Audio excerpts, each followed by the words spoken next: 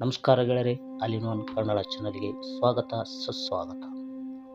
ಗೆಳೆಯರೆ, ಹೀರೋ ಆಗಿ, ಹಾಸ್ಯ ನಟರಾಗಿ, ಪೋಷಕ ನಟರಾಗಿ, ನಿರ್ದೇಶಕ ನಿರ್ಮಾಪಕರಾಗಿ ಕನ್ನಡ ಚಿತ್ರರಂಗಕ್ಕೆ ಸೇವೆ ಸಲ್ಲಿಸಿದ ನಮ್ಮ ದ್ವಾರಕೀಶ್ ಅವರು ನಿಧನವಾಗಿ ಇವತ್ತಿಗೆ 3-4 ದಿನಗಳು ಕಳೆದಿದೆ.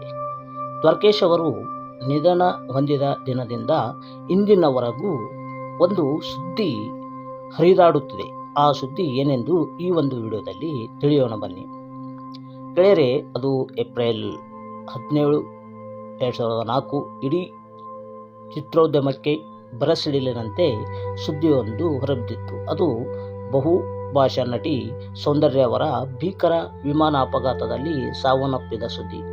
ಈ ಸುದ್ದಿ ರಾಷ್ಟ್ರ ಮಟ್ಟದಲ್ಲಿ ಕೂಡ ಸುದ್ದಿ ಆಯಿತು.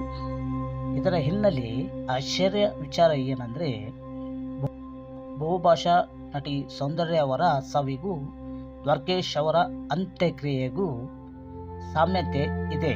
ಹೌದು ಗೆಳೆಯರೆ, 20 ವರ್ಷಗಳ ಹಿಂದೆ ಅಂದರೆ 2004 ಏಪ್ರಿಲ್ 17ರಂದು ಬಿಜೆಪಿಯಲ್ಲಿ ಗುರುತಿಸಿಕೊಂಡಿದ್ದ ಸೌಂದರ್ಯ ಅವರು ಚುನಾವಣಾ ಪ್ರಚಾರದ ನಿಮಿತ್ತ ಬೆಂಗಳೂರಿನಿಂದ ಈಗಿನ ತೆಲಂಗಾಣದ ಕರೀಂನಗರಕ್ಕೆ ಹೋಗಬೇಕಿತ್ತು. ಆದರೆ ಅವರಿದ್ದ ವಿಮಾನ ಜಕ್ಕೂರು ಏರ್ಫೀಲ್ಡ್ನಲ್ಲಿ ಕ್ರ್ಯಾಶ್ ಆಗಿ ನೆಲಕ್ಕೆ ಉರುಳಿತು.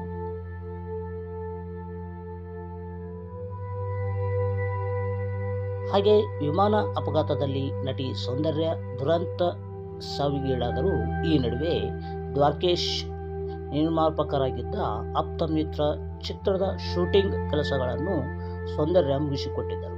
ಸೌಂದರ್ಯ ಅನುಪಸ್ಥಿತಿಯಲ್ಲಿಯೇ 2004 ಆಗಸ್ಟ್ 27ರಂದು ಆಪ್ತ ಮಿತ್ರ ಸಿನಿಮಾ ರಿಲೀಸ್ ಆಗಿತ್ತು. ಸೌಂದರ್ಯ ಅವರು ನಮ್ಮ ನಡುವೆ ಇಲ್ಲ ಅನ್ನುವ ದುಃಖದಲ್ಲಿಯೂ ಕೂಡ ಸಿನಿಮಾ ಸೂಪರ್ ಹಿಟ್ ಆಯಿತು.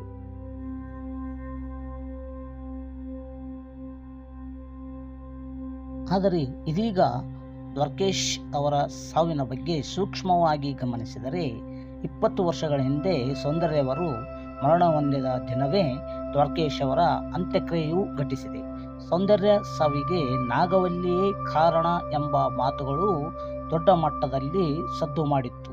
ದ್ವಾರಕೀಶ್ ಅವರ ವಿಚಾರದಲ್ಲಿಯೂ ಇದೇ ಆಗಿದೆ. ಹೌದು, ಕಾಕತಾಳೆ ಎಂಬುವಂತೆ ಸೌಂದರ್ಯ ಅವರು ವಿಮಾನ ಅಪಘಾತದಲ್ಲಿ ಸಾವನ್ನಪ್ಪಿದ ದಿನಾಂಕದಂದೇ ದ್ವಾರಕೀಶ್ ಅವರ ಅಂತ್ಯ ಸಂಸ್ಕಾರ ನೆರವೇರಿಸಲಾಯಿತು. ಇದೇ ಸುದ್ದಿ ದ್ವಾರಕೀಶ್ ಅವರ ಅಂತ್ಯ ಸಂಸ್ಕಾರ ದಿನದಿಂದ ಹರಿದಾಡುತ್ತಿದೆ. ಇದನ್ನು ಮೂಢನಂಬಿಕೆ ಅಂತಿರೋ ಅಥವಾ ಮನುಷ್ಯನ ಮನಸ್ಥಿತಿ ಅನ್ನಬೇಕೋ ಗೊತ್ತಿಲ್ಲ. ಹಾಗೆ ನಿಮಗೆ ಏನು ಅನಿಸುತ್ತದೆ ಎಂದು ಕಾಮೆಂಟ್ ಬಾಕ್ಸ್ನಲ್ಲಿ ಕಾಮೆಂಟ್ ಮಾಡಿ. ಮತ್ತೆ ಇನ್ನೊಂದು ವಿಶೇಷ ವಿಡಿಯೋದಲ್ಲಿ ಸಿಗೋಣ. ನಮಸ್ಕಾರ.